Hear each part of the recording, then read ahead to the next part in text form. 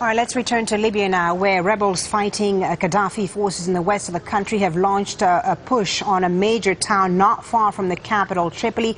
Let's speak to Al Jazeera's Zeina, who is in Bir Ghanam, about 80 kilometers from Tripoli. Zeina, what's the latest from the front line there?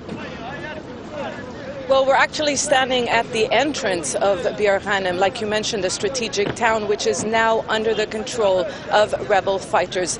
The rebel fighters launched an offensive at the early hours of the morning, and just in a few hours they managed to push Gaddafi forces back. You can see behind me, rebels are still clearing the area. They just brought in a captured Gaddafi soldier. It was really fierce fighting since the early hours of the morning. We heard heavy exchange of fire, rocket fire from both sides. Now, the rebels have been trying to take over Bir Ghanam for some time now, in fact, weeks. And really the question is, how were they able to do it in just a few hours? We posed this question to a number of fighters. Some of them told us that the morale of the Gaddafi army is now quite low. Others are saying that they delayed the push simply because they wanted civilians to leave the area, and that they managed to get hundreds of volunteers, not just from the Western Mountains, but rebels from Tripoli and Zawiyah to join the fight as well. So this is a major victory, a strategic town. Yes, I was going to say, so this then is a significant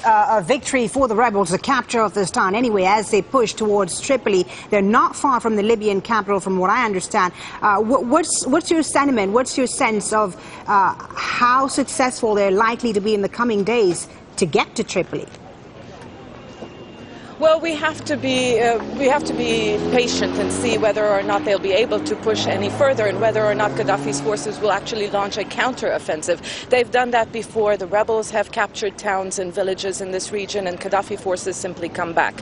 But it seems there is some sort of a determination. There has been a military stalemate in this area for some time now. But over recent days, we've heard the Western Military Council say that time has come to change the battle lines. And so there is a major push. There are 4 front lines in this area, and this is only one of them. But this, like you mentioned, is the closest to Tripoli. And they're hoping if after Bir Ghanam, there are 2 highways that actually reach the coast. And the most important thing really for them now is to reach Zawiyah, which is the west of Tripoli, because they know that they can get support from inside that city, that rebels there are ready to rise up against the Gaddafi regime, but they're going to need help from outside. So this is a beginning. Yes, we've seen victories in the past here before, so we can't really say whether or not they will be successful and how many days it will take, but for them, they're calling this a major victory. Zeina, please tell us more about where you are, Bir Ghanam. We saw people milling around there behind you. Tell us, describe to us the scene where you are.